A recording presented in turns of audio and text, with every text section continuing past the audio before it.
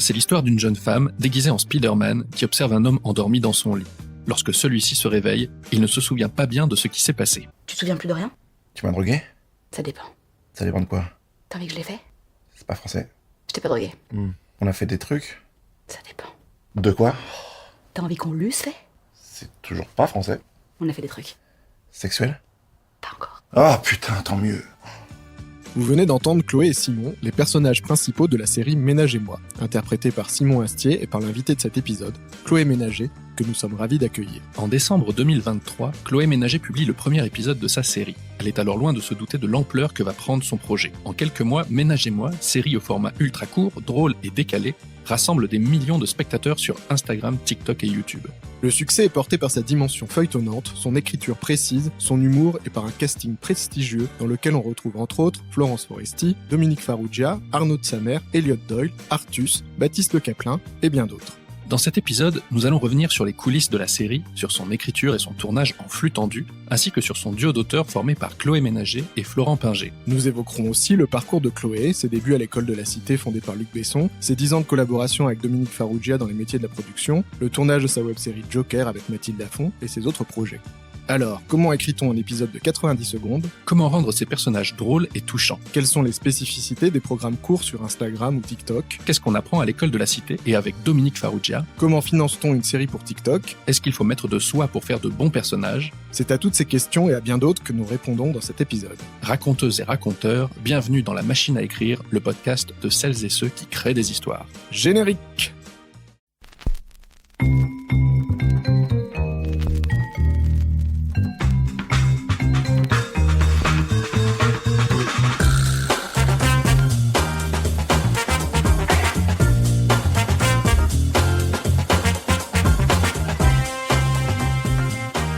Bonjour. Bonjour. Alors Chloé, pour commencer, on a une question rituelle dans ce podcast.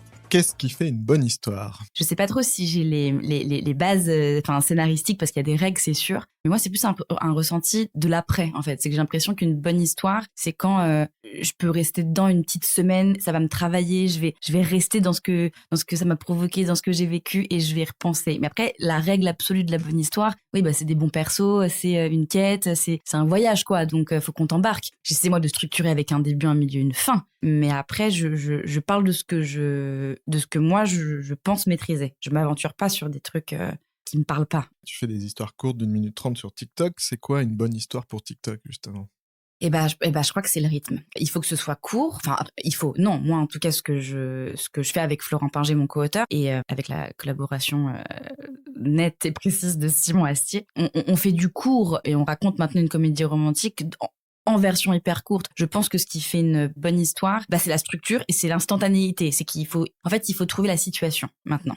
Et c'est là où c'est le plus dur pour moi parfois avec Flo, c'est que on sait que ça doit être à peu près, imaginons, 3 pages max, et là on sait qu'on va être long déjà, et parfois on est à la fin de la page 2, ils se disent encore bonjour, il y a un problème, non, et donc on doit reprendre, et c'est là où Simon nous aide vachement, parce qu'il nous dit, les gars, la première phrase, ça va situer l'enjeu du truc, et après on peut dérouler, c'est un truc de musique, mais alors ça, je ne sais pas comment tu la trouves, et je sais pas si c'est instinctif, je sais pas pourquoi. Moi, je sais qu'avec mon monteur, parfois, on en parle et on sait même pas comment on se l'explique, mais c'est, à un moment, je lui dis, est-ce qu'on peut enlever une image là, 2 images là, 3, et à un moment, c'est à l'image près. Moi, je suis folle, hein, moi, je suis vraiment dans un truc névrotique, grave, mais je me soigne, mais c'est trop parfois. Mais parfois, on monte, on lance le truc, on ferme les yeux avec mon monteur, tu vois, et on fait que à l'écoute. Et si ça nous fait rire, on se dit, ok, bon, mais c'est des trucs que je encore une fois, j'ai aucune science. Moi, j'apprends en faisant, vraiment. Donc, on va aller creuser ça tout à l'heure. Allons-y. Avant de parler de tout ça, il y a ceux qui te connaissent déjà sur TikTok. Ils connaissent surtout Chloé, qui est ton personnage, même si elle porte le même prénom que toi. Je te propose qu'on commence par présenter la vraie Chloé qui se cache derrière. Si on remonte au tout début, qu'est-ce qui a démarré ? Alors d'abord, ton envie de cinéma, parce que t'as commencé par l'école de la Cité du cinéma de Luc Besson. Ouais, j'ai fait... oui, mais je me suis paumée avant. Je me suis perdue à Assas, moi, un petit peu. J'ai fait 6 mois de trop, je sais pas, mais en tout cas 6 mois pour suivre mes copains. Et j'avais... Assas, c'était du droit ? Ouais, c'était du droit. Parce que peut-être que j'avais dans l'idée d'être avocate. Heureusement que non. Et en fait, je me suis perdue à Assas et j'avais pas, c'est pas un truc le cinéma, c'était pas une passion depuis toute petite. Par contre, j'avais un caractère un peu speed, à l'école, j'étais une élève moyenne, je faisais un peu rire les copains et les profs comme ça, mais j'avais envie de dire des trucs. J'étais une grosse pipelette. Je parlais vite. Ça a pas beaucoup changé. Non, mais encore, c'est pas un rôle de compo, dans Ménage et moi. Mais j'ai fait l'école de la cité parce que je me l'explique toujours pas, mais c'était là ma place. Mais c'est un hasard de fou. C'est que quand j'étais en perdition et en déprime totale après Assas, j'ai croisé un ancien pote de lycée qui m'a dit, mais est-ce que t'as entendu parler de l'école de la cité de Besson? Et c'était sur concours. Et moi, j'étais pas du tout une nana à concours. Je bossais pas des masses. Et je me suis foutu une pression de dingo. Ma mère m'a tellement aidée pendant ce concours. Elle m'a dit, écoute, il y a des films à voir, il y a des règles, et elle m'a un peu fait toute mon j'ai pas les mots, mon éducation avec des grands films, avec des grands classiques que je n'avais jamais vus. D'où elle tenait ça, elle? Ah, mais ma mère, c'est la plus forte là-dedans. C'est que ma mère, elle a une culture cinématographique et musicale, et en plus sur les people, c'est un puits sans fond, ma mère. Et je sais pas d'où elle tient ça. Je sais pas, parce que c'est quelque chose de l'enfance. Elle était très seule, donc elle s'est créée elle est hyper curieuse, mais elle est brillante là-dessus, ma mère. Elle est impressionnante. Et donc pendant 6 mois, elle m'a aidée à préparer ce concours-là que j'ai eu, et j'ai oublié la question, vraiment. Du coup, pourquoi à l'école de la cité Qu'est-ce qui t'a poussé à t'inscrire? Ah bah ouais. Pourquoi c'était ça. Je sais pas trop ce que j'aurais pu. Est-ce que c'était pour faire quelque chose de radicalement différent du truc où tu t'étais paumé avant, ou t'avais quand même un... Est-ce que déjà petite t'écrivais des histoires? Est-ce que t'avais envie de raconter des choses? Alors moi j'avais un petit journal intime, mais je me parlais en dialogue, moi. Déjà la base elle est bancale de ouf, mais c'est que j'aime bien raconter des trucs et j'aimais bien faire rigoler, parce que j'étais entourée de gens très drôles, moi. Mon papa m'a appris à pas avoir peur des gens, donc il y a un truc où et je pense qu'il y a des que l'humour c'est un langage, c'est une langue, et j'aimais bien rire. C'est débile, tout le monde aime rire, mais il y en a pour qui c'est plus évident et ça casse une barrière avec l'autre tout de suite, en fait. C'est comme l'ironie, le sarcasme, c'est plus négatif, mais et j'aimais bien quand je connais pas quelqu'un, par exemple. Moi je suis quelqu'un de très ironique, mais c'est une protection, hein, si je fais mon analyse derrière, mais on a un quart d'heure psy un peu plus tard. Ah voilà, plus tard. Bon, ok, je me précipite pas maintenant, mais j'aimais bien faire rire, rigoler l'autre, quoi. Et donc je pense que j'avais des trucs à dire, et donc du coup j'ai entendu parler de cette école et je crois au signe. Et quand j'ai croisé ce mec là qui m'a parlé de ce concours de l'école de la cité, je me suis dit bon je vais le tester, parce que aussi oui, je m'étais renseignée sur plein d'écoles comme l'ESRA, l'ECAR, l'ICI, c'était des écoles payantes, et celle-là sur concours avec Luc Besson, la cité du cinéma, il y avait un truc ça m'a interpellée, donc je l'ai testé. Le pourquoi, je l'ai pas. Je crois que j'ai pas ça. C'était ça où je faisais rien, quoi, en fait. Finalement, c'est le pourquoi, c'est parce que t'as été prise, quoi. Ouais, et en même temps, si j'avais pas eu le concours, je l'aurais retenté, et ainsi de suite. Ouais. Tu donc vois. t'avais quand même donc il y a un truc truc où c'est... Ouais, c'est que... Enfin, c'est fou quand même de faire tes stages d'études sur des Taken. On était partis dans les décors d'Arthur et les Minimoys à la campagne, je sais plus où, dans les décors de fou. L'école de la cité, c'était dingue pour ça. Parce qu'il y avait 2 parcours. Il y avait le parcours scénario et réal. Moi, j'étais en réal. C'est pour ça que je suis terrifiée par la technique du scénario.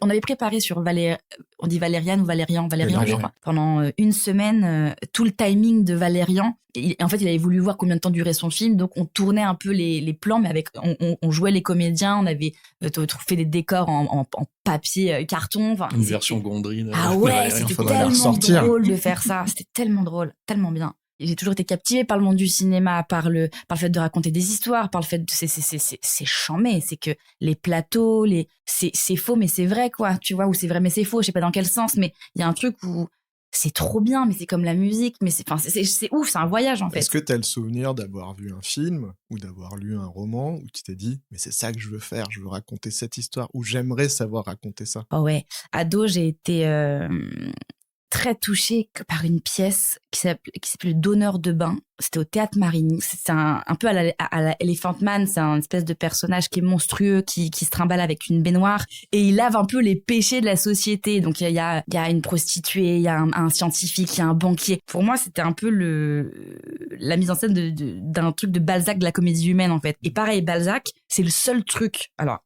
tous mes potes au collège trouvaient ça chiant, le père Goriot et tout, mon Dieu. Et moi, j'ai tellement kiffé. Alors que tout le reste m'embêtait, pardon. Et j'ai adoré le père Goriot parce que, le gars, il passe quand même, je crois, 50 pages à décrire un coin de table. Et en fait, je trouve ça génial parce que t'as la table, en fait. Et c'est du génie absolu. Et en plus de ça, la comédie humaine avec tous les... ça te raconte tout, quoi. C'est trop bien, c'est une éducation. Bon, bref, voilà. On a reçu Colline Serrault dans le podcast et elle disait mon conseil aux jeunes auteurs, c'est lisez Balzac. Ah bah Commencez voilà, par tu ça. vois, mais Donc c'est on sûr. en revient. Mais c'est sûr. Mais donc oui, le donneur de bain, c'était trop bien. C'est un truc qui m'a touchée. Et raconter l'autre ou le lien avec l'autre, enfin, l'angoisse, les rapports humains, quoi, le truc le plus dur, quoi. Alors, à l'école, tu apprends le cinéma. Qu'est-ce que tu fais en sortant? Je fais ce que je peux. En sortant, je fais quoi? J'avais fait 2013 à 2015. Je sors en 2015. J'ai rencontré là-bas mon parrain de promotion qui est Dominique Farrugia, avec qui je travaillerai 10 ans par la suite, mais pas tout de suite. Je sors et il faut que je travaille. Donc j'ai été assistante commerciale dans un resto à Opéra. À côté, j'écrivais un petit peu toujours et j'ai fait une web-série aussi qui s'appelait Joker. On va en parler. Mais donc à côté, toujours. Mais il fallait que je gagne ma vie un petit peu quand même. Et Dom Farrugia avait vu mon film de fin d'études qui s'appelait Joker aussi. Et c'était une comédie. Le court-métrage, c'est ton film de fin d'études? Ouais. Et après, j'en ai fait une web-série après. Et Dom, donc j'étais 6 mois au resto et c'était cool, mais c'était pas vraiment ce que je voulais faire. C'était la sécurité, en fait. C'est que là, à ce moment-là de ma vie où je vous parle, c'est le moment où là, j'ai plus de travail, entre guillemets. C'est que j'ai plus de la sécurité d'un CDI, d'un truc où tous les mois, il y a de l'argent. Je suis partie de ça. Donc, j'étais dans ce restaurant-là et Dom m'a appelé en me disant, est-ce que, je vais faire un film, est-ce que tu veux être mon assistante script? Et j'ai dit, mais alors, pitié, oui. C'était quel film? Et c'était Sous le même toit. Mm-hmm. Et une comédie, quoi. Et tellement cool. Et j'ai évidemment tout lâché pour faire ça. Et après, peut-être que je raconte dans le désordre, c'est que d'abord, j'ai été assistante script, pardon. Après, je suis allée dans ce restaurant-là parce que j'avais pas trouvé autre chose.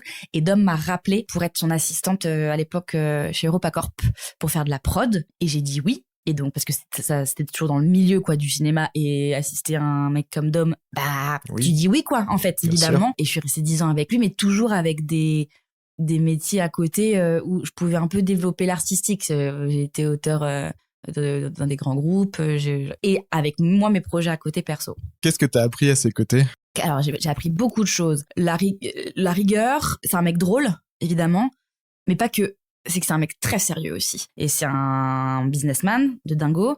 Il a un regard quand même sur les choses et sur l'humour. C'est con, mais l'humour, c'est subjectif, mais lui, il le rend objectif. C'est que c'est con, mais on sait quand c'est drôle ou pas. Je sais pas comment vous dire. Il y a un truc où, ça, c'est gaulerie. On va venir à Joker dont tu nous as parlé. Ouais. Est-ce que tu peux déjà pitcher le court-métrage pour celles et ceux qui ne connaîtraient pas? C'est l'histoire de Mathilde, donc c'est ma meilleure amie dans la vie, Mathilde Lafont, comédienne de talent, comme c'est ma sœur, et elle voit ses émotions personnifiées. C'est un peu le classico-classique de l'histoire. C'est quand j'ai fait l'école de la cité, j'avais pas d'idée de court-métrage et je parlais avec ma meilleure amie Mathilde, comme tous les jours de ma vie. Et à un moment, c'était encore à propos d'un mec, hein, évidemment, on parlait d'un mec et d'un chagrin d'amour, et on s'est dit, mais t'imagines, mais la tristesse, elle débarque là chez nous, là, mais qu'est-ce qu'elle nous dit? Et évidemment, c'est simple parce que c'est un peu évident comme truc, mais on s'est dit, viens, on le fait avec sincérité, on raconte, on a des trucs à dire là-dessus, donc on va personnifier la tristesse. On l'a fait de façon burlesque et absurde, hein, vraiment, mais j'ai toujours une bande de copains merveilleux et d'acteurs talentueux, Thibaut Tezan, Théo Dussoulier, Florent de Montfort, c'est mes Aliénor Gasperi, enfin vraiment, et j'en oublie, mais ils sont charmés, et on s'est lancé là-dedans, et ça nous a tenu longtemps, hein. Ouais, ça nous a tenu 3 ans, je crois. Ça fait forcément un peu penser à Vice Versa. C'est sorti avant? Pixar t'a spoilé? Ou est-ce que c'est une référence? Non, mais en fait, je vous jure que c'est vrai. Le jour de la diffusion de mon court-métrage devant Luc Besson, donc pour ma note de fin d'année et de fin d'études, Luc Besson s'est retourné vers moi, il a dit mais donc en fait c'est totalement Vice Versa parce que ça sort là en fait. Et je fais, visser vers qui? Visser vers quoi? C'est quoi ça? Et en fait, il fait non, mais ok. Et en fait, il se retourne, je dis, ouah, qu'est-ce que je suis en train de vivre? Mais c'est la dépression. Et après, je me suis dit, c'est super parce que, écoute, au pire. Ça valide ton idée. Ça valide. Et au mieux, je me dis, écoute, j'ai du goût, qu'est-ce que tu veux que je dise? Alors, c'est pas tout à fait pareil parce que dans Vice Versa, c'est les émotions et toi, c'est des compétences, des traits de personnalité. Il y a la raison, il y a l'intelligence, il y a l'amour. Est-ce que finalement, toi, c'est plus sa personnalité complexe qui lui parle que ses émotions? Eh bah, vu que je pense que c'est un truc juste de bancalité de scénar, et je vais prendre, oui, ce que tu dis. C'est exactement ce que j'ai voulu faire. Vraiment, c'est vraiment ça, hein. Moi, j'ai vraiment voulu le voir autrement. Non, c'est faux. C'est parce qu'en gros, je me suis dit, la peur, ça va aller avec la gourmandise. J'ai personnifié la gourmandise. Mais c'est vrai, peut-être que j'ai fait ça, en fait. J'ai fait c'est très intelligent. En fait, c'est-à-dire que, ouais, je vais prendre vraiment ta réponse. Mais non, c'est parce que vraiment, j'ai juste pas travaillé assez, quoi, avec Matt. On a voulu raconter, on avait tout le temps faim, donc on se dit, allez, la gourmandise. Le sexe, c'est le sexe. Alors que c'était le désir, mais on n'a pas pu, à l'époque, intellectualiser, en tout cas, j'ai pas feindre, d'avoir voulu le faire. C'est français? Ouais. On va dire. Parfait. Et de la même manière, le sujet de l'amour qui est omniprésent dans tes créations, c'est parce que t'avais vraiment des galères d'amoureux? Ou est-ce que parce que tu t'es dit, attends, si je fais amour et humour, forcément, je touche tout le monde? Je sais pas. Moi, ça me touche moi, en tout cas, mais je sais pas pourquoi je parle d'amour. Oui, à l'époque, j'étais avec un garçon et ça allait pas trop, mais en général, quand ça va, t'en parles moins. Donc, c'est plus cool quand ça va pas. Quand c'est bancal, c'est là où ça t'aide, mais... Est-ce que c'est une vraie co-création avec Mathilde? Parce que son personnage dans Joker te ressemble pas mal et on lui a trouvé beaucoup de similitudes avec le personnage de Ménage et moi. Et donc, du coup, Mathilde et Chloé, c'est un peu les avatars de la même personne. Alors, peut-être vous êtes très fusionnels. Alors, peut-être que Mathilde te ressemble beaucoup aussi en termes de personnalité, d'humour et tout ça. Et on est radicalement opposés pourtant. J'ai l'impression que mon perso dans Ménage et moi, c'est plus moi parce que moi je bégaye, je parle très vite. Mathilde aussi dans la vie, mais je pense qu'on a moins travaillé le personnage de Mathilde à l'époque. Parce qu'on était plus jeunes aussi. Et c'était un peu comme une troupe où on essayait des trucs. C'était un peu en vraco. C'était un peu comme une espèce de gros labo où on s'éclatait. Mais il y a une équipe de 25 personnes et tout. Enfin, c'est une folie, hein. C'était baignure les tournages. Et c'était trop bien. Mais en tout cas, c'est une co-créa avec Mathilde, évidemment. On faisait tout ensemble de l'écriture à la prod. Mais c'est vrai, j'ai jamais fait le lien entre Mathilde et moi maintenant dans Ménage et moi. Mais c'est sûrement après, oui, dans la vie, on est... À l'époque, je comprends que tu t'imagines pas devant la caméra parce que Mathilde, c'est elle. Ouais. Qu'est-ce qui fait que après tu te dis, Chloé, c'est moi? Ouais, Chloé, c'est moi. Non, en fait, pourquoi j'ai joué? Qu'est-ce qui a fait que j'ai joué? Je sais pas. Réaliser, j'ai l'impression que je me sentais plus cap parce que dans un souci un peu d'orga, je suis une contrôle fric à fond, moi. Donc, fallait un peu que j'ai la main sur tout. Et puis, surtout, c'est dans le cadre de mes études. Donc, il y a un truc où je me dis, là, tu dois montrer une réal. Meuf, montre une réal. Tu vas pas commencer à jouer dans un truc, ça fait trop compliqué. Et par contre, là, pour Ménage et moi, c'est parce que, donc, 10 ans sont passés. Entre-temps, il y a 2 ans, je perds mon papa. Donc, pendant 2 ans, je fais plus rien. J'ai plus envie ni d'écrire, ni de rien faire. J'écris un peu, mais vraiment sans plus. Et c'est vraiment en décembre 2023 où je me dis, j'ai envie de faire des scénettes et de me remettre à l'écriture de trucs drôles, à mon sens, encore une fois. Et je me suis dit, ok, je vais tenter, mais comme font beaucoup de gens, des sketchs. Et on va essayer de jouer, parce que peut-être que je suis cap finalement, pourquoi pas. Et aussi parce que j'avais fait 2 ans de parodie avant. C'est pas vrai, c'est que après la mort de mon papa, j'ai fait de la parodie. Sur Insta, sur TikTok, je reprenais des vidéos un peu à la Céleste Barber, je sais pas si cette femme merveilleuse, et génialissime. Et donc, j'ai fait ça pendant 3 ans. Et donc là, vu que ça avait marché un peu, peut-être que je me suis dit, si mes petites mimiques, si je le fais en silence, ça peut marcher, je vais essayer d'y mettre de la parole comme je peux, évidemment, mais des mots, quoi. Pour finir avec Joker, effectivement, il y a un court-métrage avec un arc assez clair. Le personnage finit par, finalement, soit, je dirais pas se réconcilier avec ses traits de personnalité, mais les mettre à la bonne distance.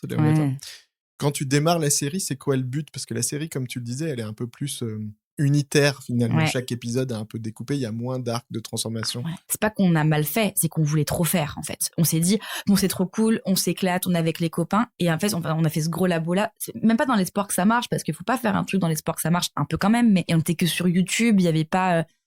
si, il y avait Insta, évidemment, à l'époque, mais je sais même pas si c'était la vidéo était moins répandue. Ouais, je pense qu'on travaillait pas dans la bonne orga, en fait. C'est qu'on faisait des grandes répètes pour des vidéos de 3-4 minutes, En fait, c'est pas qu'il y avait trop d'investissement, c'est pas ça. On n'a pas travaillé assez la structure de ce qu'on voulait raconter, je pense, avec la web série. Est-ce que c'est ce qui explique pourquoi il y a une bande-annonce de saison 2, un premier épisode de saison 2, puis...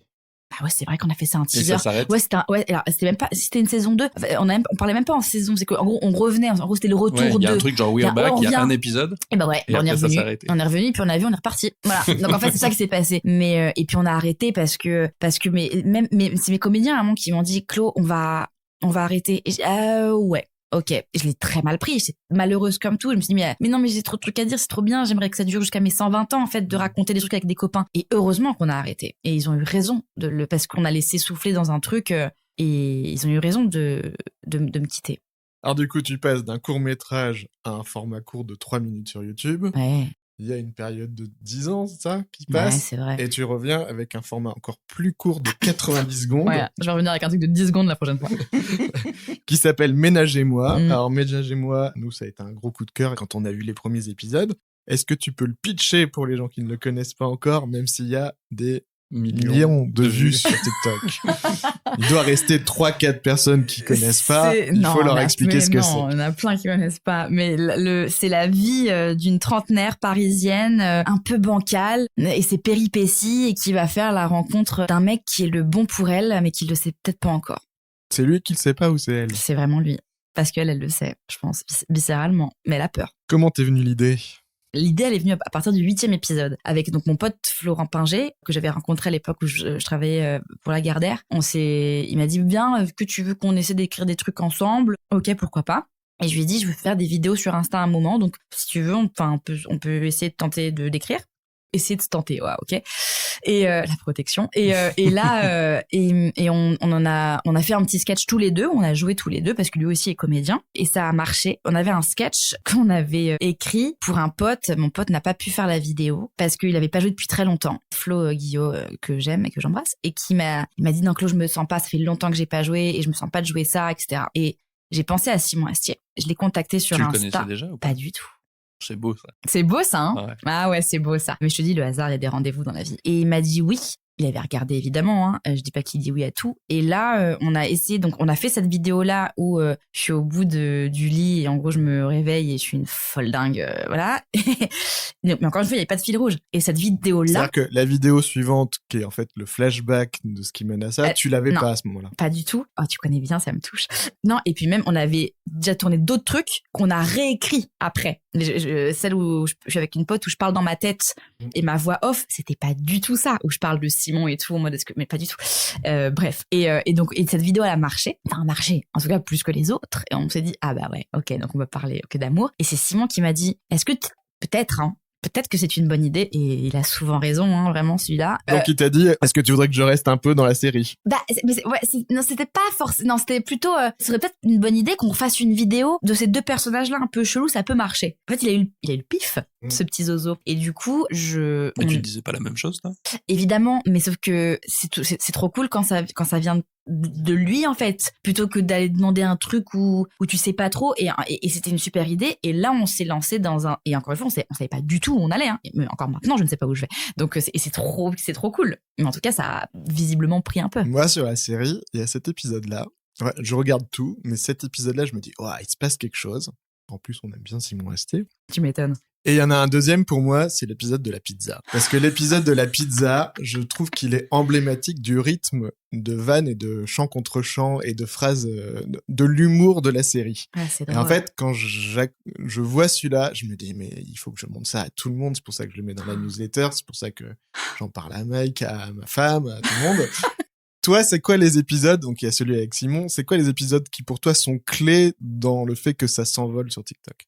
La pizza, c'est le plus chelou, hein. C'est le plus absurde. C'est que on l'a écrit pour Elliot Doyle. C'est-à-dire qu'en fait, avec mon pote Flo, on s'est dit, bon, il est quand même sacrément chelou et on l'aime d'un amour infini, mais il faut aller dans un truc un peu chelou qui veut rien dire, en même temps qui a un sens. C'est l'épisode le plus lent, hein, en vrai. Ou du moins le plus silencieux.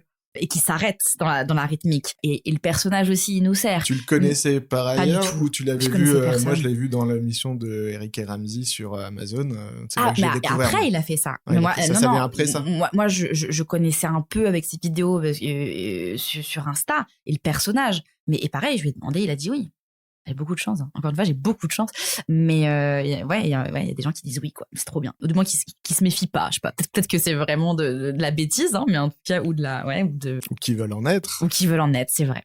Et en épisode clé, je pense qu'il y a la pizza, parce que ça montre un autre truc de Ménage et moi. Celui qui a fait le plus de vues.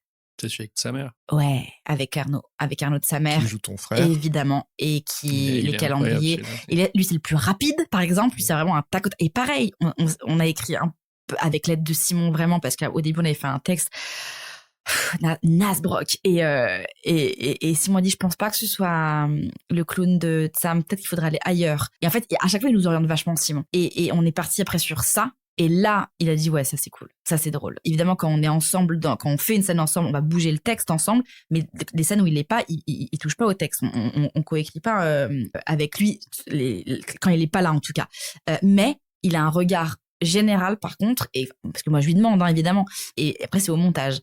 Pareil, c'est que c'est du 1:30. On avait fait une version de 1:45 et elle nous faisait pas rire assez, et on a essayé de sucrer des trucs, et là c'était beaucoup plus drôle. Et après, en termes de deuxième un peu épisode clé, le date, pareil, il a fait beaucoup de vues. Après là, je te parle en termes de vues, donc je sais même pas si c'est parce que, enfin ouais, moi je les aime tous, mais je les aime tous parce que pour différentes raisons, et je rentre encore plus dans l'histoire là maintenant, donc ça monte en puissance, là. On a mis du drama, là, maintenant. Est-ce que, par exemple, quand t'as Florence Foresti qui vient, il y a un mécanisme de... parce que Baptiste... De panique? Non, oui. Ouais, aussi. Mais tu vois, Baptiste Le Caplin, Arnaud de sa mère, tous ces gens-là qui sont un peu de la génération qui est née un peu en même temps que Bref, par exemple. Ouais. Bon, nous, c'est des gens qu'on adore. Florence Foresti, c'est un peu le pape. Ah ouais. Donc, est-ce qu'au moment où elle arrive dans ta série, ça l'adoube encore plus, et d'un seul coup, je sais pas, est-ce que par exemple, les grands médias se disent « Oh, il se passe quelque chose que j'avais pas vu ?» Évidemment. Mais en fait, en termes de casting, je te dis, moi déjà, d'avoir Simon, chance absolue et dingue. Grâce à lui, on a eu Arnaud. Et après, j'ai envie de dire ainsi de suite, mais évidemment, mais quand Florence, mais c'est ce que je disais, hein, Florence, on s'est parlé un peu sur Instagram, j'ai cru crever, et quand j'ai vu qu'elle avait liké, c'est que je me suis dit, oh là là, elle a liké, mais elle a liké. Donc Florence aussi a liké. Bon bah ok, donc ça doit être un peu bien quelque part quand même. Et donc, évidemment, moi, je deviens dingue, et on s'est parlé sur Insta, et un mois après, avant l'été, je lui dis, lançons-nous, allons-y, hein, est-ce que peut-être un jour, peut-être éventuellement, peut-être que, est-ce qu'on pourrait en faire une ensemble? Et elle me dit, ouais. Quand elle m'a dit oui, on l'a refait là. Par contre, je me suis mis une pression. C'est pas plus que les autres, évidemment. Non, j'avais une pression au premier texte aussi avec Simon, et qu'on a modifié pour le lit avec. Enfin, ouais, cette phrase est folle. Avec Spider-Man, ouais, il faut le contexte. Pour le lit. C'est pas le bon personnage. C'est pas le bon personnage. Mais en tout cas, quand t'écris pour des, j'aime pas le terme guest, mais pour des grands. Pour des plus grands, en tout cas, il faut évidemment te dire que tu peux toi être un petit peu grand d'un moment, mais que tu restes petite. Donc il y a un truc où tu vas te concentrer, tu vas bien poser ton stylo et te relire. C'est ce que je dis, c'est qu'il faut se concentrer plus. Bah justement, comment ça se passe une séance d'écriture entre toi et Flo? Alors oui. Ça dure combien de temps écrire un épisode très aléatoire. De 90 secondes? On se dit, ça doit pas être si long que ça. Ah bah Mazette, mon pauvre. Si, parfois c'est très long, et en fait, donc vu qu'on écrit au fur et à mesure et qu'on est là en ce moment en flux tendu, tu vois par exemple celui de Florence Foresti, on était bloqué pendant très très longtemps, et on l'a débloqué 2 jours avant, grâce à Simon. Encore une fois. Parce que, c'est ce que je disais quand on était à la 3e page et qu'on se disait encore bonjour avec des vannes super, hein. C'était très drôle, hein. Moi, ça me faisait rire, hein, ce que je faisais. Sauf que ça ne rentrait pas. Donc, c'est-à-dire que là, on écrivait pour du long. C'est qu'on disait, c'est une super scène si on a 7 minutes de sketch. Et avec Flo, on disait, mais alors ça, si on rature ça, ça ne va plus, vu qu'on se dit plus bonjour, mais comment on arrive dans le salon? Enfin, tu vois, il y a plein de trucs comme ça. Donc, comment ça se passe? On se pose, on définit ce qu'on veut raconter, évidemment. Parfois, Flo fait une espèce de structure avant, de début, milieu, fin. Il me fait lire, il me fait, alors là, c'est pas drôle, hein. Vraiment, là, c'est une base, hein. Vraiment, à chaque fois, on se rassure. Je dis, ouais, Flo, vas-y. Je lis. Et parfois, il me fait, donc là, c'est vraiment une base. Je dis, bah ouais, là, c'est une base. Mais elle est bien, hein, la base. Et après, on va faire les dialogues entre nous. C'est qu'on va se dire, bon, on va essayer de crédibiliser l'absurde. C'est que déjà, si j'arrive pas à le dire, on dit pas, déjà parce que ça sera pas possible. Mais il y a un truc où on va essayer de trouver la situation. Ah putain, imagine le gars il dit ça. C'est pas vraiment une méthode si j'en ai pas. C'est un ping-pong en fait. C'est un ping-pong. Et parfois, je ne sais pas par quel éclair de génie, de vraiment de lumière qui m'éclaire, on a un truc où on peut l'écrire en 1 heure et on se dit, eh ben c'est super, allez, c'est drôle, allez, merveilleux, cut. Et on se relit le lendemain, toujours. Flo, il me dit, on va dormir là-dessus, Chlo, parce que là, c'est très gaulerie. Et ça nous est arrivé aussi le lendemain de dire, pas du tout, en fait, c'est vraiment pas drôle. Mais enfin, pas drôle, encore une fois, ça veut rien dire pas drôle. Oui, c'est la différence entre la private joke et Ah ouais, mais ouais, sauf que parfois, moi j'adore faire rentrer des private jokes dans le truc, mais bon, ça c'est... Là, tu disais 7 minutes, c'est bien si on avait 7 minutes. Qu'est-ce qui contraint le format ? C'est parce que tu penses TikTok ou c'est parce qu'il y a des moyens à mettre derrière, des temps de tournage ? Pourquoi tu te dis pas je peux faire 7 minutes ? Parce que ça marche en 1:30, je pense, maintenant. C'est que avant c'était parce que les Reels sur Insta, TikTok, c'était du 1:30. Enfin, sur Insta d'ailleurs, parce que TikTok... Enfin, en vrai, on pourrait faire plus maintenant. Oui, on pourrait faire du 3 minutes. Sauf qu'on est resté dans une logique de pas faire plus long. Le maximum qu'on ait fait, c'est 1:45. Et on essaie de rester là-dedans, en fait. Parce que... Mais est-ce que tu vas pas être tenté, justement, là tu disais on injecte du drama, on injecte de la structure, il va peut-être y avoir des moments où vous allez vous dire là ça tiendrait mieux en termes de rythme. Mais c'est pour ça qu'on fait 2 parties, parfois. Tu vois, on fait 2 parties quand on a envie aussi d'étirer les choses, mais qu'on a des trucs à dire. Mais c'est aussi ça, on se dit avec Flo, parfois on a peur, c'est pas peur de perdre des gens. Ça, on s'en fout pas du tout, mais on a peur de plus raconter des choses parce que tu vois, un exemple tout bête, mais entre le moment où Simon dans la série vient me sauver à l'anniversaire où on doit jouer à un faux couple et il vient à ma rescousse, quoi. Et le moment où il arrive chez moi pour me dire pour m'inviter à sortir, on y croit, ok, mais on a montré aucun épisode. Alors qu'en vrai, on aurait pu 1000 fois faire un truc il cherche à me retrouver. Tout le monde se crée après son histoire dans la tête, tu vois. Et là, on sait parfois on a envie de décrire trop de trucs ou pas assez et on se dit alors, il faut pas forcément des climax parce que les gens ont envie de suivre ce couple-là et leur péripéties. Et en même temps, on n'a pas envie de tomber dans l'écueil où ça va être un truc de quotidien. Oui, c'est où pas on un gars, une fille, quoi. Si un jour... Non, mais c'était très bien. C'est trop bien, un gars, une fille. C'est une rêve absolue pour moi. C'est trop bien. Mais ils ont réussi à faire un truc de fou. C'est la base de tout, un gars, une fille. Mais... c'est pas ce qu'on fait là, nous c'est une histoire d'amour entre 2 personnes cheloues qui arrivent pas à être ensemble. Et pourquoi ils y arrivent pas, c'est ça qu'on raconte plus. C'est pas un espèce de truc de quotidien. Peut-être qu'à un moment on va y venir, mais il faut pas que ce soit si simple, je pense. Oui, il y a un truc que j'apprécie vraiment et que je trouve que ça fonctionne super bien, c'est que même si chaque scène est très courte, tu disais 1:30 à peu près, à chaque fois ça fait avancer l'histoire. Et c'est pour ça que tout le monde, je pense, est surpris quand tu dis on est en flux tendu, on sait pas où on va. Parce qu'on a l'impression qu'au contraire, c'est très structuré et que vous savez où ça va. Parce que chaque épisode fait vraiment progresser l'histoire à chaque fois. Est-ce que ça, c'est quelque chose une règle que vous, consciemment, que vous vous mettez, ou c'est le hasard qui fait que ça finisse comme ça? Alors, on essaie, mais il y a aussi beaucoup de hasard. Quand je parle de flux tendu, c'était plus en termes d'orga. C'est que, tu vois, à un moment, on avait fait un truc où c'était 6 épisodes jour. N'importe quoi. Impossible. Maintenant, on fait 2 épisodes jour. On écrit, on cale une session de tournage. On va donc tourner donc sur une journée 2 épisodes en gros. Et puis pareil, en fonction des dispos des gens, etc. aussi. Moi, je vais dérusher. Je vais faire un pré-montage. C'est quoi l'équipe de tournage ? On est 3. On est 3. Mon Bruno Guillard, qui me suit depuis Joker, depuis La Nuit des Temps, c'est mon chef-op, cadreur, qui connaît tout par cœur. Il sait ce que j'ai dans la tête en 2 secondes et il est merveilleux et je l'aime trop. Je dis, mais écoute, tu fais en ISO 13, tu ouvres le diaph en 12, il comprend. Et c'est à chaque fois des running gags de ouf entre nous, où je dis, en étalo, je dis, tu me mets du bleu, je voudrais du bleu. Et j'ai ce que je veux à chaque fois. C'est très gaulerie maintenant, mais après, il me connaît. Mais... mon preneur de son, c'est-à-dire Flo, mon co-auteur, qui perche parfois, comme moi parfois je perche quand, là typiquement sur Tessa et lui, c'était moi qui perchais à un moment. Et après j'ai mon mixeur Fred Lefranc et qui fait l'ingé son et qui met en son, et mon merveilleux monteur qui s'appelle Vincent Filou. Il y avait aussi Georges Vulcan qui a monté les premiers, et après on a arrêté de bosser ensemble parce qu'on pouvait, bref, on était trop loin et tout l'un de l'autre, c'était compliqué à distance, il fallait qu'on soit ensemble. Et Vincent Filou, mon monteur. Et Manon Pégard s'occupe du graphisme. Technique, j'imagine que c'est toi qui monte en termes narratifs, c'est pas, tu lui balances pas tes rushs en disant fais quelque chose avec ça. Non, maintenant je prémonte, je dérush tout parce que j'essaie tout moi avant pour pas perdre de temps, parce que sinon on perd trop de temps en session de montage. J'essaie tous les rushs j'essaie. Je fais un gros ourson, et après il trim, il fait une version, il me l'envoie. et je fais maintenant on la refait ensemble. Et Est-ce après que tu on peux fait tout. expliquer ce que c'est le mot ours? Parce qu'il y a plein de gens qui nous Pardon écoutent qui sauront pas ce que c'est. Un ours, bah je pourrais même pas l'expliquer correctement, ou avec mes mots ça va être bancal encore. Un ours, c'est même pas une V1 de montage, c'est les rushs que tu choisis à la suite bon et tu essaies ordre, de le caler dans le bon ordre sans forcément de rythme. Je sais pas D'ailleurs, du tout si c'est en un- parlant de termes techniques, tu as réalisé un très bon petit court-métrage, je pense quand tu étais étudiante, sur les mots, ça s'appelle Je fais du cinéma. Oh waouh. Ouais, avec plein de jeux de mots sur tous les termes absurdes Eh qu'il y a ben ouais, dans le j'ai fait cinéma. ça, Et je c'est recommande vrai. à tout le monde d'aller le regarder sur YouTube, c'est très rigolo. Ah ouais, attends, voilà, ouais, enfin tout le monde, ouais, enfin ouais. C'est Non, il est rigolo. vraiment- Ça il est manquait vraiment un très peu de rigolo. technique. Chloé va déjà. sortir Ouais. d'ici et l'enlever une fois.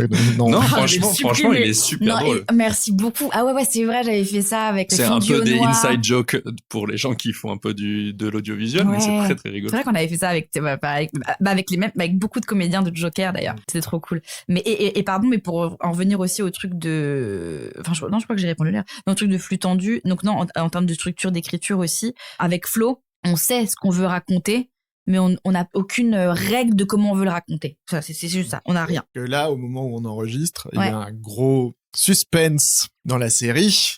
Ouais. D'ailleurs, c'est la première fois qu'on a même un épisode qui est pas sur l'humour et qui se termine par des larmes, mais on va Ouais. pas trop spoiler.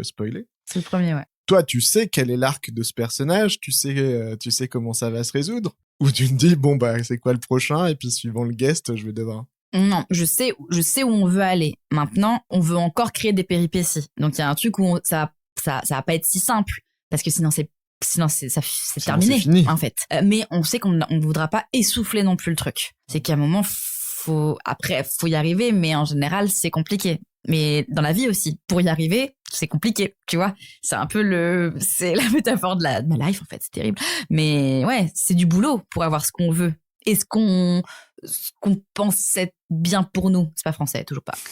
Vraiment pas.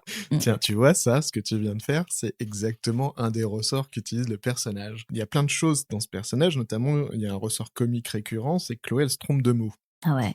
Est-ce que c'est une technique d'humour ou est-ce que c'est tellement toi qu'il fallait le mettre? C'est vraiment, vraiment moi. Moi, je parle très vite, je m'exprime en métaphore. Mon truc préféré, c'est de dire, tu vois ce que je veux dire? Tu vois ce que je veux dire? Tu vois ce que je veux dire? Alors, pas parce que j'arrive pas à le dire, en fait. Donc, il faut que quelqu'un me dise, ouais, bien sûr. Je dis, ok, super, il a pas vu. Mais c'est juste que, c'est vraiment pas un rôle de compo, quoi. Je suis vraiment comme ça dans la vie, je crois. Je suis, ah non, alors attends. Je suis un peu plus claire, j'ose espérer. Mais il y a un truc de, ouais, moi, j'ai toujours été touchée par les gens, je les appelle les gens à côté, c'est, tu vois, mettre un peu en lumière les petits défauts, mais en fait, c'est ce qui fait viscéralement toi, quoi. Et c'est trop bien d'en faire des petites forces. Pareil, là, j'enfonce des portes, mais pour moi, c'est ce qui crée le plus de tendresse. Moi, mon héros parfait, c'est Forrest Gump.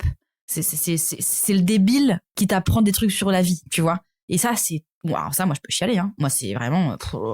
Dans Mathilde et dans Chloé, tes deux personnages, il y a une sorte d'insécurité qui est liée à ça. C'est-à-dire qu'en fait, on a l'impression qu'elles sont pas sûres d'avoir la réaction normale Bien sûr. et qu'elles se sentent décalées. Et en même temps, il y a aussi l'effet inverse, c'est-à-dire qu'on sent bien qu'elles sont un peu oppressées par les attentes de normalité de l'inverse. Ça, c'est un sujet que tu voulais aborder ou ça se fait inconsciemment parce que c'est ce que tu ressens? Je pense que c'est inconsciemment parce que moi, en fait, j'ai toujours été touchée par celui qui arrivait pas à dire, à parler, tu vois. Il y a un truc qui m'a beaucoup touchée quand Simon est rentré dans le projet. Il m'a dit une phrase, il m'a dit t'as des choses à te dire et je vais t'aider à les dire. Je sais même pas s'il s'en souvient de ça. Est-ce que ça veut dire que t'as l'impression que l'attente de normalité, entre guillemets, du monde extérieur, elle est bloquante? Ouais, parce que après normal, ça veut tout et rien dire, mais il y a un truc il faut s'adapter, c'est qu'il faut il faut ça c'est dans un truc de comédie humaine, c'est que en fonction des classes sociales, en fonction de où tu es, en fonction des gens avec qui tu es, évidemment, faut être un caméléon, c'est une forme d'intelligence sociale ça, donc c'est classico-classique ce que je dis, mais il y a un truc où être normal, ça veut rien dire, tu peux être original, faut juste s'adapter à l'autre et parfois ça bloque, hein. Il y a des gens où là, ça passe pas et c'est comme ça et c'est pas grave, faut pas forcer pour forcer, mais je pense que, en tout cas moi, je sais que j'ai toujours été attirée et que j'ai attiré des gens où c'était un tout petit peu, tu sais que tu tournes la tête, tu comprends pas les gens tout de suite, tu fais tu vois les chiens sur la banquette arrière quand ils comprennent pas un truc et parce parce que il y en a qui vont faire l'effort de te comprendre. Mais donc s'ils font l'effort, c'est qu'il y a forcément un truc qui est pas classique. C'est pas que c'est normal, parce qu'il y a personne qui est normal, c'est heureusement. Mais en tout cas, quand t'as des petites failles, quand t'es un peu à côté, je pense que t'as plus de profondeur quelque part. Et ça, ça cache beaucoup de choses. C'est que quand je dis que je suis pas normale ou que je bégaye ou que je vais trop vite, c'est parce que moi je suis profondément angoissée, c'est parce que j'ai peur de tout, c'est parce que évidemment que si je te le généralise, c'est parce que t'as peur de pas être aimé. Si je te, tu vois, mon père disait une phrase, y a pas de gens cons, il y a des gens malheureux. Enfin, tu vois, c'est que, et donc faut apprendre à gérer avec ça. Et alors du coup, la peur de pas être aimé, si on pousse le truc de Pixar de base, ça mène à la peur d'être abandonné. Bien sûr, mais ça, oui. Alors, après, moi, j'ai pas été, enfin. Ou la peur d'être seul. Oui, si, c'est la peur c'est vrai, c'est la peur d'être seule. Après, moi, j'aime bien être seule, mais je le suis pas vraiment, moi, dans ma tête. Tu vois, moi, je me parle, je suis un peu, donc non, il y en a qui aiment plus cette solitude-là que moi, vraiment. Mais l'abandon, si, moi, j'ai un truc par rapport à, alors, si, c'est vraiment, là, je le pousse, c'est parce que là, on me force à réfléchir à ça, mais j'ai un regard sur mon père, il est beaucoup plus vieux que ma maman, ils avaient 25 ans de différence, donc il y a un truc où moi j'ai vécu, et Mathilde pareil avec Patrice Laffont, mais que je les ai quittés, que j'aime et que j'embrasse d'où qu'il soit, d'où qu'il est, c'est français, non. Et du coup, avec Mathilde, on a toujours été dans un rapport à la vieillesse, aux gens vieux. Donc en fait, on traînait pas avec des gens de notre âge. Et déjà, je pense qu'on était petite et ado, confrontés à des gros délires d'angoisse et de mort.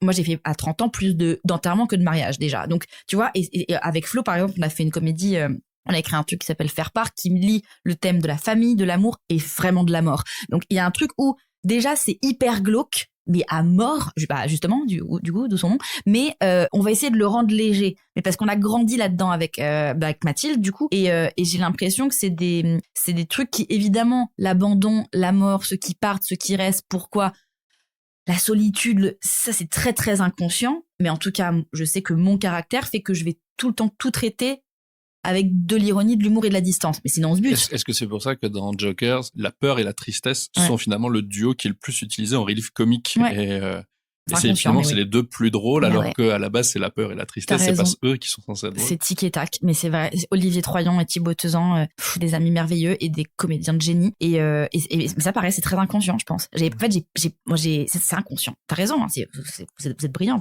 vous me sortez des trucs. C'est le quart d'heure psy, attends. Oh là, c'est profond, oh là, ça me fait peur.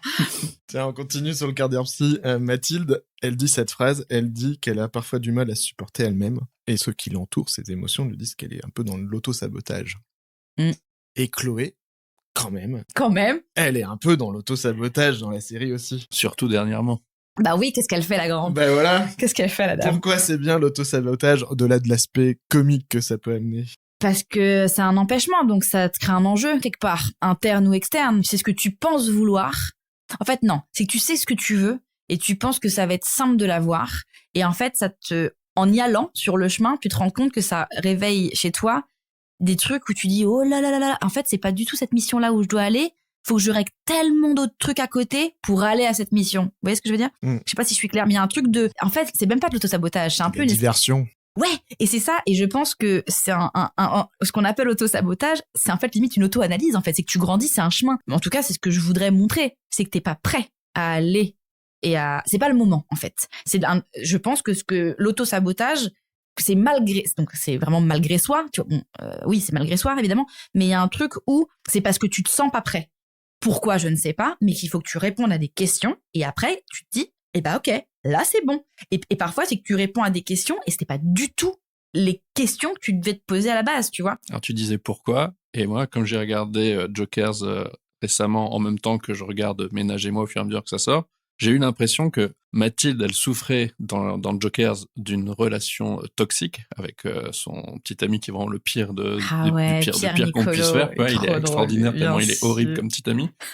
Et que du coup, après, quand je vois Chloé dans Ménage et moi, qui a peur en gros, de dire je t'aime à Simon. Tu Elle a peur parce que c'est sorti, c'est déjà diffusé, C'est des vrai. millions de gens l'ont vu, je spoil pas grand monde. Le temps qu'on monte, ça aura fait des millions de vues. C'est ça.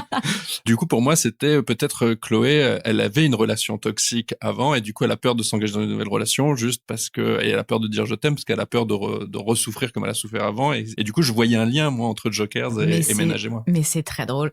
Mais voilà, c'est fou ce que je découvre sur moi aujourd'hui, c'est fou. Mais en fait, tu sais que c'est vrai qu'à l'époque de Joker, j'étais avec un mec dont j'étais folle amoureuse et qui parfois m'appelait meuf d'ailleurs. Ça, c'est une réplique que Et l'héroïne... dit meuf, et arrête de m'appeler meuf, arrête par pitié. Et donc, évidemment que tu mets tout le temps du toi là-dedans. Et après, là, j'ai connu ma plus belle histoire d'amour jusqu'ici. Et donc, j'étais en tout cas heureuse en amour quand j'ai fait Ménage et moi. Là, c'est vraiment perso ce que je raconte. Mais donc, évidemment qu'il y a du moi là-dedans. Et en même temps, c'est toujours une peur aussi de s'ouvrir au point de dire je t'aime et de laisser quelqu'un entrer dans sa vie. Et après, le personnage de Chloé dans Ménage et moi, qui est très bancal, elle sait que depuis le début, elle le veut, Simon. Hein. Épisode 2, elle le veut. Hein, où il la traite de folle et tout. Et c'est l'insulte la plus ultime pour elle. Mais pour moi aussi dans la vie d'ailleurs. Mais il y a un truc elle le veut. Elle ne sait pas pourquoi, comment, mais elle le veut. Et en même temps, quand ça lui arrive vraiment parce que lui, il lui a dit, bah ok, meuf, la porte est ouverte, il y a une panique, quoi. Il y a un truc où... Parce que quand t'as quelqu'un qui rentre dans ta vie, c'est un moment que tu laisses la possibilité de le perdre. C'est beaucoup plus cool de pas franchir le pas, malgré une alchimie, malgré un truc, parce que si tu rentres dans un autre degré de relation, c'est fini. C'est que tu sais que maintenant, voilà, ça va être, on va finir pote, on va finir ex, on va finir, c'est chiant, quoi. Pourquoi tu disais tout à l'heure que finalement c'était lui qui savait pas? Parce que lui, il va le savoir. Elle le sent. Alors, ok, peut-être qu'elle le sait pas. C'est qu'elle le sent. Lui n'a pas envie, c'est plus de l'ordre de l'envie. Et après, il se l'explique pas, mais il vient en me disant tu me plais, mais on développe pas encore assez le personnage de Simon. Et tant mieux, parce que peut-être que ça, pour d'autres choses et pour plus tard et pour du plus long, on le développera. Mais je ne sais pas. Mais dans le sens où je trouvais ça cool qu'en tout cas, j'aimais bien l'idée qu'elle s'impose à lui. Oui, parce que il a quand même présenté sa sœur, qui est un peu spéciale. Ouais. Il lui dit quand même, bon, alors du coup, on est ensemble, on n'est pas ensemble. Moi, je trouve qu'il y va un peu quand même. Bien sûr, mais parce qu'en fait, c'est un truc aussi d'engagement, ça veut tout et rien dire être ensemble. Là, c'est un truc où déjà, il faut s'avouer ce qu'elle ressent pour lui. Donc, et c'est le bête des mots parce que c'est un petit bulldoze, Chloé. Enfin, il y a un truc un peu de c'est super, c'est toi, c'est lui, c'est super, c'est toi, c'est lui, mais on sait pas pourquoi. Et quand après tu mets des mots, et c'est ce qui te demande le plus de courage, oh ouais, il y a une dimension de dingo, je ressens un truc, c'est vraiment, donc c'est de la vulnérabilité à l'état pur, tu vois. Et lui, il lui fait une place qui est pas forcément dure pour lui, donc c'est trop cool. Mais en même temps, ils sont radicaux. C'est un vieux grizzly, tu vois, c'est un vieux grizzly. Elle, c'est une espèce de crevette qui saute partout. Donc, ça va pas ensemble, en fait. Ils sont pas censés s'aimer, ces deux personnages-là. Ils sont trop différents. Et en même temps, quelque part, dans leur bancalité, ils sont véritablement attirés et c'est inexplicable, tu vois. Mais je pense qu'il le sait pas.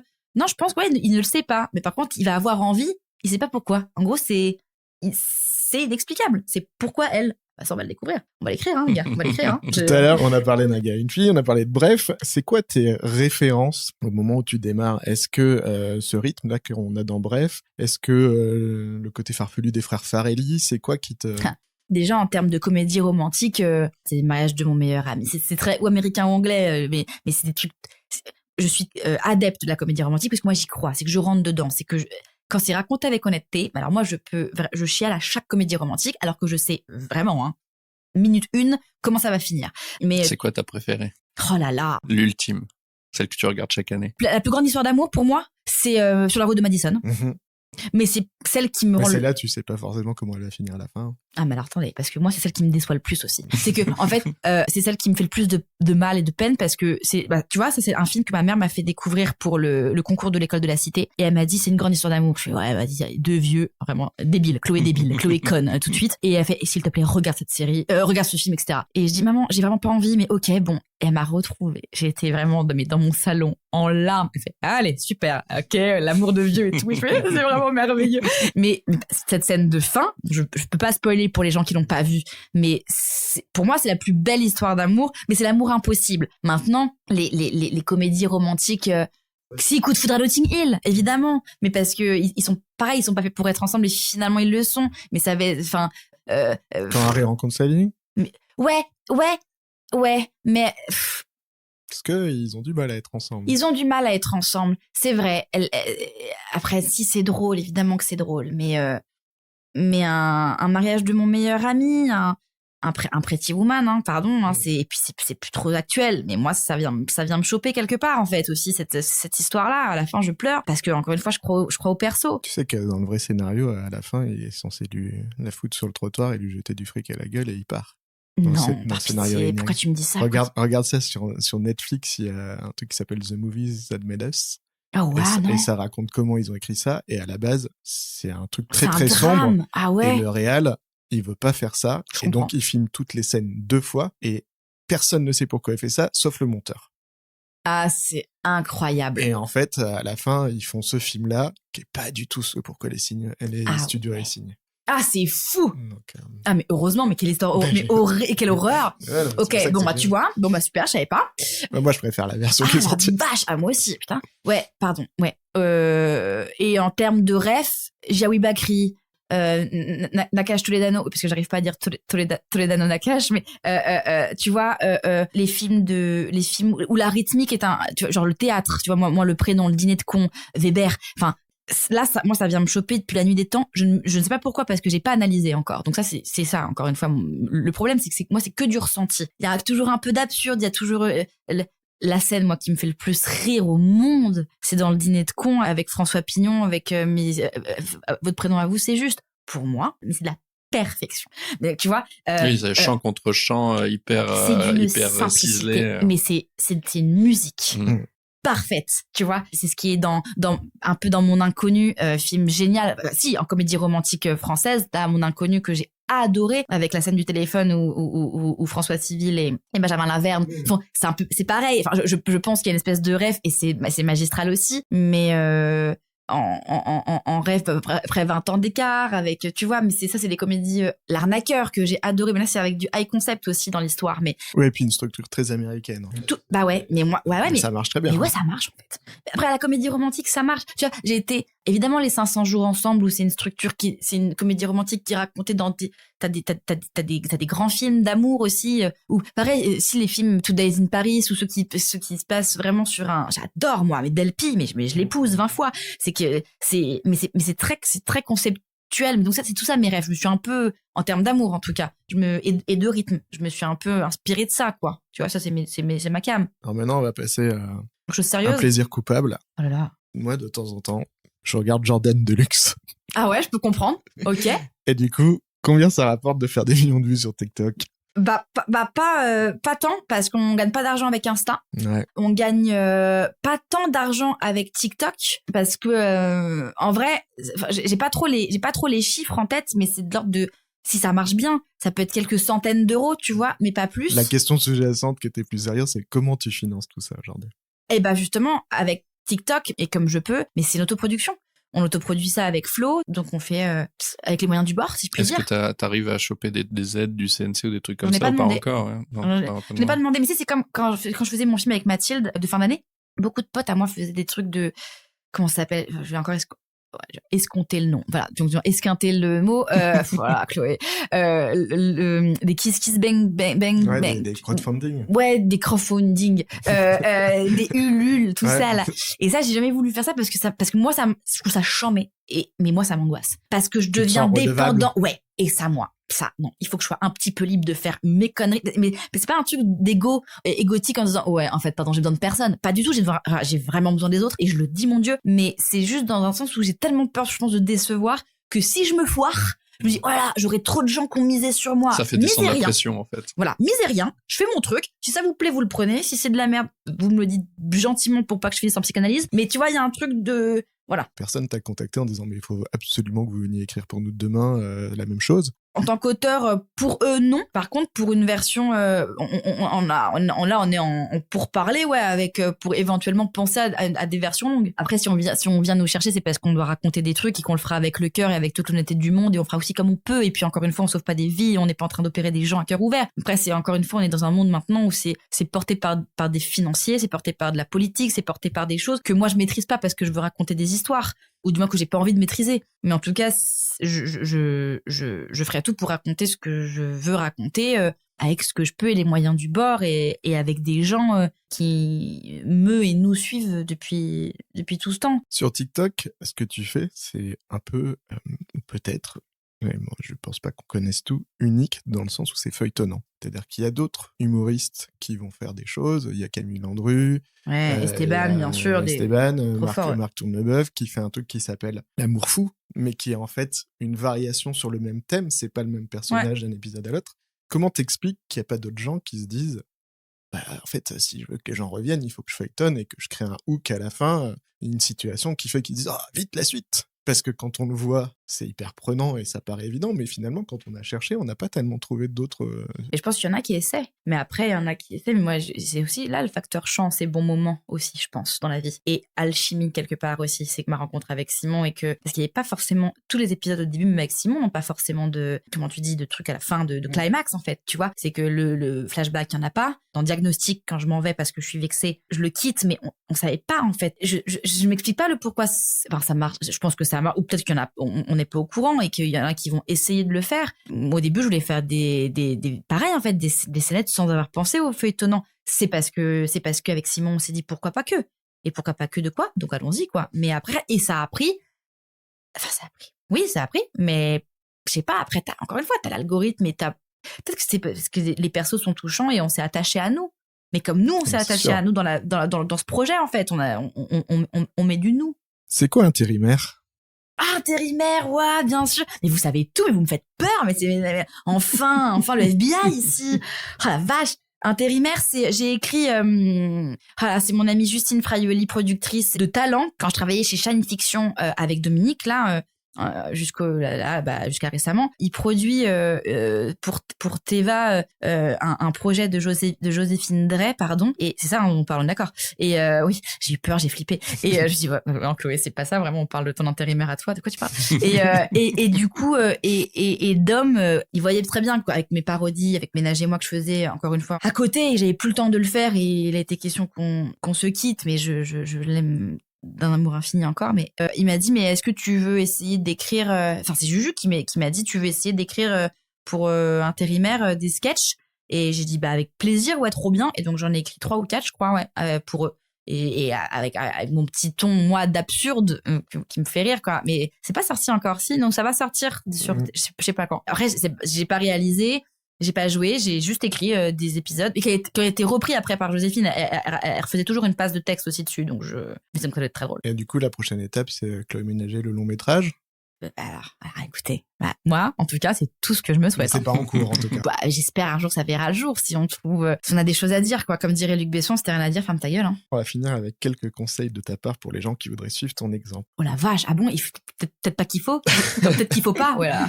Déjà facile. La dernière bonne histoire, au sens de récit, ça peut être film, roman que tu as lu, vu ou entendu et que tu conseilles aux autres. J'en ai 2. J'ai vu 2 pièces de théâtre incroyables de Rosie Milstein, qui a eu 2 Molières. C'est... Ah ouais, si je commence à esquinter le nom, par pitié. C'est pas facile d'être heureux quand on va mal. Est-ce que c'est ça? Pas facile d'être heureux quand on va mal. Oui, que j'ai adoré. Et on suit 5 Parisiens en quête de bonheur, et ils sont très différents. Encore une fois, on parle de la quête on fait ce qu'on peut et on est tous un peu bancals, et puis on fait vraiment avec les moyens du bord. Je trouve ça brillantissime. Et une pièce que j'ai adorée, dans laquelle mon ami Théo Dussoulier joue, qui s'appelle Du charbon dans les veines,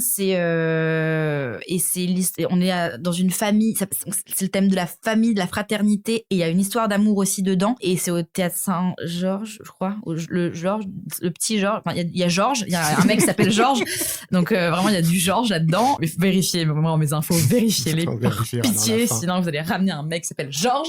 Et du coup, et Théo, il joue dedans, mon ami, et il est brillantissime, et ça traite de de la fraternité et de la famille dans une famille de mineurs. En tout cas, en termes d'histoire, ça m'a touché récemment. C'est trop bien. Est-ce qu'il y a un livre qu'il faut absolument avoir lu ou que tu conseilles pour comprendre comment bien raconter une histoire? Ouais, il y en a plein. Il y en a plein, mais que j'ai pas lu. Donc, du coup, il y en a plein. Hein. Voilà, il y a un gars, donc, Vogler, Truby, je les connais, hein. Non, si, j'ai lu, parce Save que... the Cat. Bah, bien sûr. Mais ça, pareil, il existait pas. Je l'ai cherché sur Insta, en français. Et bah, c'est Simon qui me l'a prêté. Il m'a dit, tu me le rends. En fait, tu fais attention parce qu'il existe plus, nulle part, en fait. Je suis plus d'accord. Donc, c'est mon petit, c'est ma petite bible, quoi. C'est mon Saint Graal, il est dans mon salon. Mais je l'ai lu, je l'ai lu. J'en suis à la moitié. Mais je l'ai lu, hein. Mais j'en suis à la moitié. Et sans parler de livres, c'est quoi le meilleur conseil d'écriture que tu aies reçu? Celui qui m'a marqué, c'est celui de Besson. Si t'as rien à dire, ferme ta gueule. C'est-à-dire donc, là, forcément un truc qui doit te toucher quelque part. En fait, j'ai l'impression que si ça te touche, tu touches les gens. En fait, j'ai l'impression. Si t'es honnête, ça devrait aller toucher l'autre quelque part. C'est comme dans la vraie vie, en fait. Suis ton feeling, quoi. Tu regarde les yeux. Voilà, regarde les yeux, et puis après, pour l'écriture, c'est difficile. Mais, ouais, mais j'ai pas, pour écrire, c'est le truc à dire, quoi. Ouais, amuse-toi, sois honnête et pense à ce que tu veux raconter, quoi. Ça me paraît être un bon mot de la fin. Merci. Merci à vous, c'était trop bien. C'est ainsi que se termine cet épisode de La Machine à écrire. Nous espérons que vous avez passé un bon moment avec Chloé Ménager, que nous remercions pour son temps et sa générosité. Si vous ne l'avez pas encore découverte, on vous invite à regarder sa série Ménagez-moi, disponible sur Instagram, TikTok et YouTube. On vous invite aussi à découvrir son court-métrage Joker sur YouTube, ainsi que la web-série qui en découle. On vous met tous les liens en description. Au cours de notre discussion, nous avons mentionné plusieurs livres sur l'écriture, dont celui du célèbre script doctor John Truby. On en profite pour vous signaler la sortie en version française de son nouveau livre, L'anatomie des histoires, comment devenir le maître des genres, aux éditions Michel Lafon. Il y a quelques mois, nous avions reçu John dans un précédent épisode pour nous en parler. Si vous ne l'avez pas écouté, c'est l'occasion de le faire. L'épisode est disponible sur toutes les plateformes d'écoute avec une version en anglais et une version doublée en français. Si vous aimez La Machine à écrire, n'hésitez pas à nous dire quels sont les invités que vous aimeriez entendre dans de prochains épisodes. Vous pouvez nous l'écrire dans les commentaires sur Apple Podcast et sur Instagram. N'hésitez pas non plus à nous proposer des thèmes et à nous partager les sujets d'écriture qui vous intéressent le plus. On fera de notre mieux pour les inclure dans de futurs épisodes. Et pour savoir quand un nouvel épisode est disponible, vous pouvez toujours vous inscrire à notre newsletter 5 bonnes histoires le vendredi, qui compte déjà plusieurs milliers d'abonnés. Chaque vendredi, nous y partageons 5 récits marquants et étonnants, sélectionnés avec amour par nos soins. Des livres, des BD, des séries, des films, des documentaires, de quoi vous divertir et vous émouvoir chaque fin de semaine. Vous y trouverez de quoi occuper vos soirées et aussi de bonnes idées cadeaux adaptées à tous les âges. Pour s'y inscrire, rien de plus simple, il suffit de cliquer sur le lien dans la description de l'épisode. Si vous le souhaitez, vous pouvez également nous suivre sur vos réseaux sociaux préférés et parler de nous à votre entourage. Le bouche à oreille est le meilleur moyen de nous aider à grandir. Avant de se quitter, nous tenons à remercier la Société nationale de bande dessinée, l'atelier de Mathieu Sapin et Christophe Blin, qui nous hébergent pour les enregistrements. Et surtout, un grand merci à vous pour votre soutien et votre fidélité. On se retrouve au prochain épisode. Et d'ici là, on vous dit à bientôt.